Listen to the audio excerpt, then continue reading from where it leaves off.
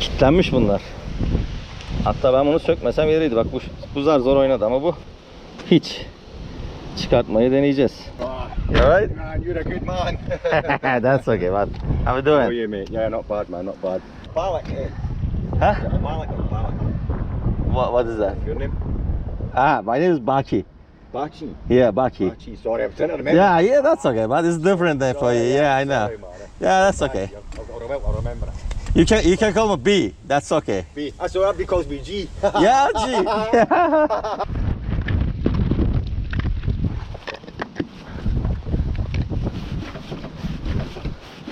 Önce güvenlik sehpaları.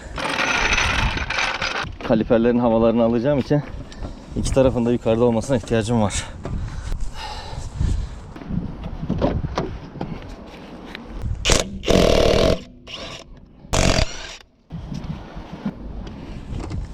Mucizevi tepsimizi alalım.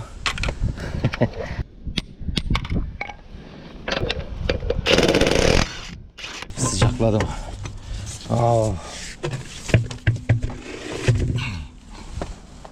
Dostlarım, gördüğünüz gibi uzun süredir değişmeyen bir fren.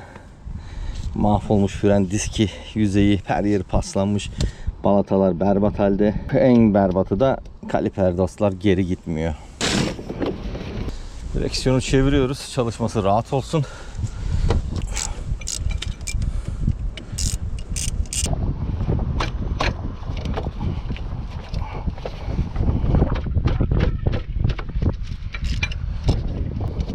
Bu arada bu aldığım yeni eldiven dostlar. Biraz daha kalın. Gördüğünüz gibi bu hemen yırtılmıyor. Ötekisi olsa şimdiye gitmişti.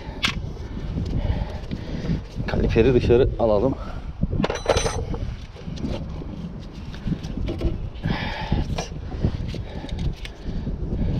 Şunu aldım. Tek yönlü valfi var içinde. Tek başınıza havasını alabilmeniz için. Bu büyük ihtimalle işe yarayacaktır. DOT 4 fren hidroliğimiz var. Fren hidroliğiyle ağzına kadar dolduracağım. Öncelikli olarak. Düğü yeri, boya, asfalt hiç fark etmez. Kopartır atar. Ne varsa söker. O yüzden dikkatli olun. Tepelemesine hidrolik dolu. Sağ kaliperde sanırım. Bu da sol kaliper. Şunu açıp bakmıştım.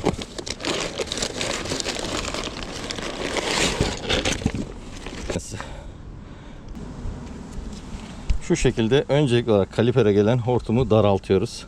Pas sökücüyü şöyle bir sıkıyoruz buna. 12 milimetre sökecek gibi duruyor dostlar. Ben şunları şimdilik geri takacağım. Çünkü böyle açması çok zor oluyor. Evet dostlar. Açıldı. Şimdi kesildi mi acaba? Eski kaliperin içindeki fren hidroliği yaktı dostlar. Bu işini güzel bir şekilde yaptı. Gördüğünüz gibi herhangi bir hidrolik akmıyor. Bu beni mutlu etti. Temizleyelim biraz daha.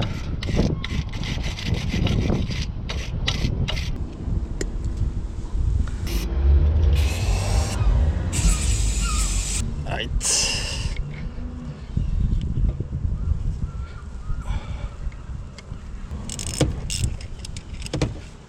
Açıyoruz dostlar. Ve buradan bir kaçak var mı göreceğiz. Bunun içi şu an hava dolu dostlar. O yüzden fren hidroliği dolmuyor. Ama bunu kesmemiz lazımdı. Fren işlemlerinden sonra, bleeding yaptıktan sonra, yani havasını aldıktan sonra buradan, bu tapadan artık havayı atıp yerine fren hidroliği olacak. 15 soket tam oldu dostlar. Taşıyıcıyı sökeceğiz.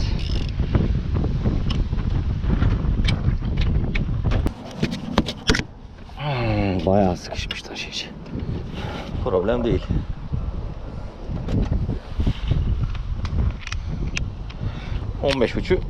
makineye koyalım.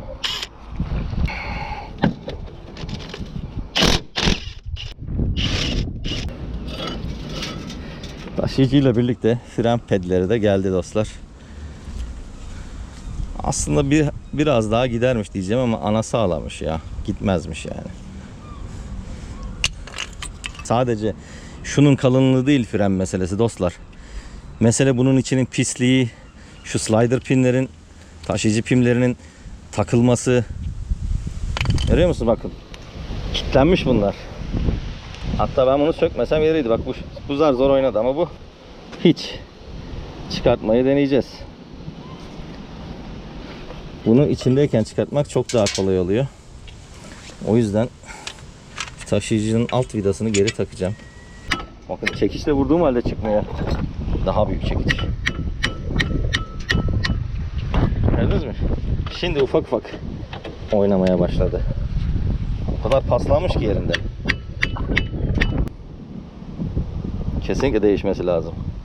Oo, yırtılmış. Gördünüz mü? Bu tutmaz. Bunun değişmesi lazım. Ama bunun yedeği yok yanımızda maalesef. Ne diyeceğiz şimdi adama? Kanka bu yırtılmış. Bu olmaz. Bunun değişmesi lazım müsait bir zamanda. Almadık bunu. Bu setler ayrıca satılıyor. Fotoğrafını çekip müşteriye atacağız. Tabii ki bu problem olacak biraz. Bunlar gitmiş. Bunlar gitmiş. Hepsi gitmiş. Disk gitmiş. Disk yapışmış resmen. Kindanası ağlamış. Tel fırçayla temizliyoruz dostlarım. Ki pası kiri kalmasın, göbeğe güzel otursun diye.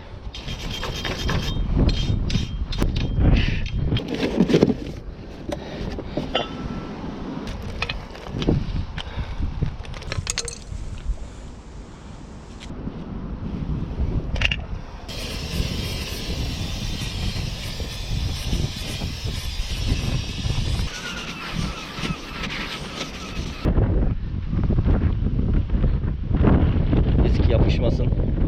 Sonraki tamirci rahat rahat sökebilsin diye.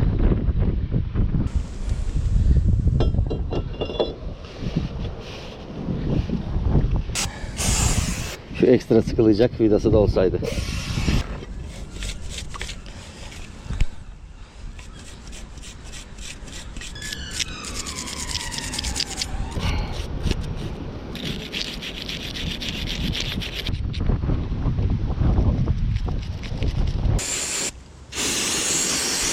Berbat bir halde.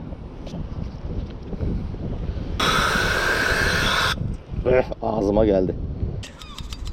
Neyse.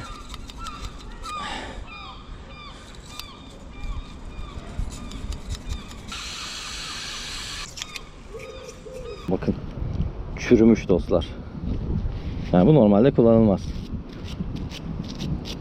Bunun yenisini almalısın dediğim zaman da işte maalesef yani çoğu kabul etse de insanlar para harcamak istemiyor arabasına. Bu da ilginç bir durum. Yani her şeye para, yani bu müşteri için demiyorum. Bu müşteri sağ olsun, ne dediysem aldı da. Yani parasını verdi, ben aldım. Ama çoğu müşteri öyle. Hatta bazı müşteriler var ki dostlar, üzgünüm belki siz de bunlardan birisinizdir ama arabanızı düşünmek zorundasınız. Bazı arabalar ıslak kayışlı çalışıyor. Wet belt diyorlar buna. Islak kayış. Ya bunların yağları özel dostlar. 1.0 EcoBoost motorlar falan, Ford'un ya da Peugeot'un. Yani bunlar önemli. Ben senin yağın pahalı. Senin yağın işte senin araba bakımın, atıyorum örneğin sallıyorum şu an 100 pound'a standart arabayı yapıyorsam senin araban 180 pound dediğim zaman adam yazmıyor bir daha bana. Bir daha dönmüyor ya da diyor hayır çok pahalı. Ben ne yapabilirim? Yani benim yapacağım hiçbir şey yok. Ben senin arabana normal 530 yağ koyup gönderebilirim. Çoğu garaj bunu yapıyor. Ama ben bunu yapmak istemiyorum abi. Benim için güven önemli. Ben sana bunu yaparsam 6 ay sonra motorun yatak sarar. Bu slider pinlere gönül rahatlığıyla kullanabiliyorsunuz. Şimdi bakın ben bunu normalde vura vura çıkartmıştım, hatırlıyor musunuz? Ve hala sert çünkü hava aldı içinden. Bu şekilde. Şimdi bakın nasıl. Gördünüz mü? Şu şekil.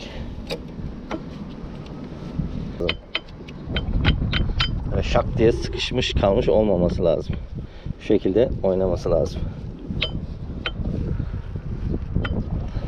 Yeni kaliperimizi de takacağız ama öncesinde kaliperin içine de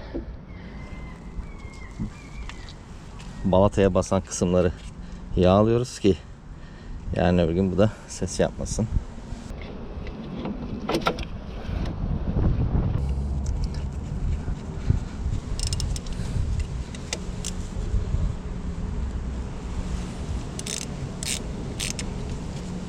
Dostlar aynı işlemi diğer taraf için de yapacağım. Havasını alırken görüşürüz.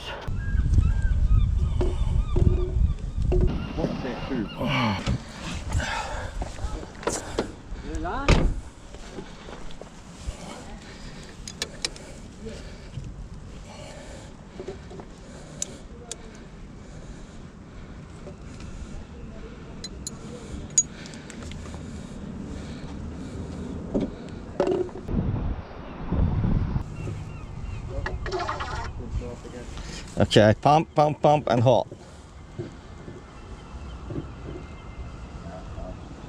All right. It's good. Slowly, please. Yeah, definitely. We'll do it. Cheers, pal. Thanks. Take care. Thanks again, Pete. No worries, pal. I'll speak to you soon, buddy. Yeah. See you soon, Matt. Take care of yourself.